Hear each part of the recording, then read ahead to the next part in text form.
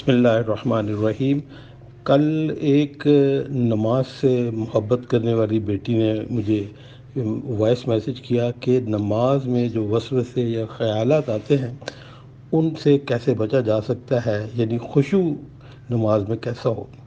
तो इस सिलसिले में ये अर्ज़ करूँगा कि जी बहुत ही खुशकिस्मत वो लोग हैं जो कि नमाज अदा करते हैं।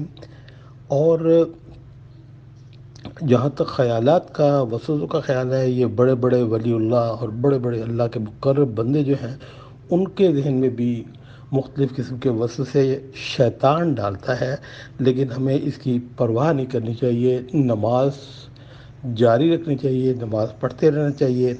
और इंशाअल्लाह जो हम नमाज में बावजूद ख़यालात हम उनसे हटाने की अपने को कोशिश करते हैं, इस जद्दोजहद का नमाज के अलावा हमें एडिशनल सवाब भी मिलेगा।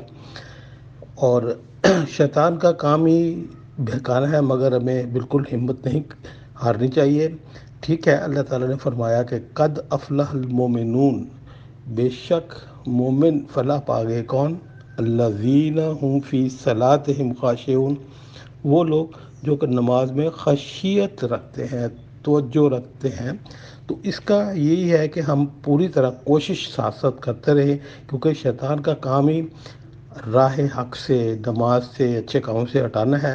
लेकिन हमारी ये जंग सारी उम्र उसके साथ रहेगी और हमको हमेशा जद्दोजहद करते रहना चाहिए, क्योंकि मेरे नबी का ही फरमान है कि शैतान इंसान के अंदर इस तरह दौड़ता है या असर करता है जिस तरह के खून रगों में दौड़ता है, लेकिन हमें उसका मुकाबला करते रहना चाहिए। हाँ, ये नमाज में कंसंट्रेशन के लिए और शैतान को शिकस्त देने का एक जो तरीका है वो ये है कि हम अल्लाह ताला से नमाज में जो कम्युनिकेट करते हैं, जो कलाम करते हैं, हमें पता होना चाहिए कि हम उससे क्या बात कर रहे हैं, क्या सेंट्रल आइडिया है। तो हमारी ज़्यादा तवज्जो जो होगी अगर अल्फाज मानी पे होगी नमाज में, तो काफ़ी हद तक हम शैतान के बहकावे से बच सकते हैं। मसलन हम नमाज में सूरत फातिहा पढ़ते हैं और कहते हैं अल्हम्दुलिल्लाह रब्बिल आलमीन, ऐ मेरे रब तू ही सबसे बड़ा है, सब शुक्र सब तारीफ़ें सिर्फ़ और सिर्फ तेरे लिए हैं। अर्रहमान अर्रहीम मालिक यौमिद्दीन, या अल्लाह तू रहमान है, तू रहीम है, तू ही मालिक यौमिद्दीन है, जिस दिन फ़ैसले होंगे उस दिन का मालिक है।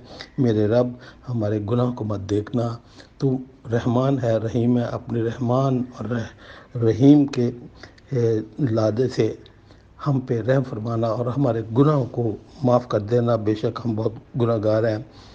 इय्याक नअबुदु व इय्याक नस्तईन, हम सिर्फ़ और सिर्फ तेरी इबादत करते हैं और तुझसे ही मदद मांगते हैं। ये दिल में रखें, बस साथ साथ जहन में रखें कि अल्लाह हमारा जो है, और कोई कब्र वाला या कोई और, हम उससे इस्तानत नहीं मांगते, क्योंकि तूने कहा है व नहनु अक़रबु इलैहि मिन हब्लिल वरीद, मैं तो शारक से भी ज़्यादा नज़दीक हूँ, मुझसे मांगो मैं तुम्हें दूंगा। तो या अल्लाह हम तेरी इबादत करते हैं, तुझसे मदद मांगते हैं। तो इंशाअल्लाह ताला अगर आप इस तरह नमाज को सेंट्रल आइडिया ज़हन में रख के पढ़ेंगे माने के साथ, तो इंशाअल्लाह बड़ी हद तक आपको जो है वो शैतान के वसवसों से निजात मिलेगी। और अगर वसवसे आते हैं फिर भी आप जद्दोजहद करते हैं, तो आपको इंशाअल्लाह अल्लाह ताला आपकी नमाज कबूल करेगा और आपकी जो कोशिश है उसका आपको एडिशनल सवाब देगा। और चलते चलते मैं एक छोटा सा लाइट मूड पे बात करूं कि तवज्जो बहुत ज़रूरी है। ये नहीं है कि आप नमाज में जानबूझकर तवज्जो न दें। मसलन एक मस्जिद में इमाम साहब ने नमाज़ पढ़ाई और उसके बाद में 4 फ़र्ज़ पढ़ाने के बाद जब उन्होंने सलाम फेरा तो लोगों से कहा कि मुझे शक है कि मैंने 4 पढ़ाई हैं कि 3 पढ़ाई हैं। तो अब अभी किसी ने कोई जवाब देना ही था कि एक खानसा बोल पड़े कि खोजा आपने पूरी 4 रकात पढ़ाई है। वो इसलिए कि मेरा 4 दुकान है और मैं हर एक रकात में एक दुकान का हिसाब करता हूँ, तो मैंने 4 दुकान का हिसाब कर लिया है, तो इसलिए आप फ़िक्र ना करो। तो ये मैं लाइट मूड में बात कर रहा हूँ, बस आप तवज्जो करते रहें, अल्लाह ताला से मदद मांगे और माने पर गौर करें, तो इंशाअल्लाह ताला आप जो इसके लिए जद्दोजहद करेंगे ख़यालत को हटाने की, اس کا بھی آپ کو ثواب ملے گا، اور اللہ تعالیٰ آپ کی نماز قبول کرے گا، اور اس کے اوپر آپ کی پوچھ گچھ نہیں ہوگی اگر آپ جو آپ کے وسوسے آتے ہیں ان کو دور کرنے کی نماز میں پوری کوشش کرتے رہیں گے۔